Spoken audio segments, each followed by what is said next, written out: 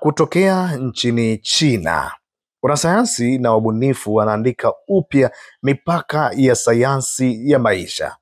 Wameanza kuunda kifaa cha kipekee kinachoitwa pregnancy robot, yaani mashine ambayo itakuwa na uwezo wa kubeba kijusi na hatimaye kujifungua mtoto. Ndani ya kifaa hiki, kuta zake zimejazwa kimiminika maalum cha lishe kinachochukua nafasi ya mfuko wa uzazi wa mama.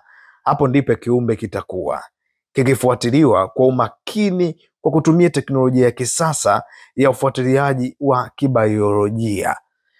Uzinduzi rasmi ambao uriveal teknolojia hii unatarajiwa kufanyika mwaka 2026 na gharama yake inakadiriwa kufikia takribani $50,000 kwa kifaa kimoja.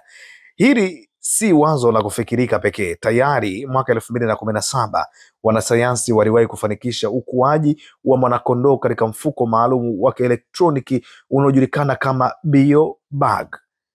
Kama mpango ya sasa itafanikiwa, basi mwaka 2026 huenda binadamu wakaweza kuhamishia jukumu la ujauzito kutoka kwa mwanamke hadi kwa mashine.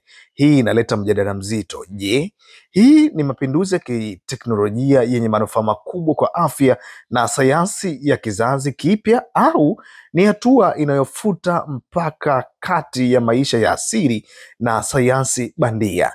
Kinachobaki sasa ni muda pekee kutuonyesha athari zake kwa familia, jamii na maadili ya binadamu pia.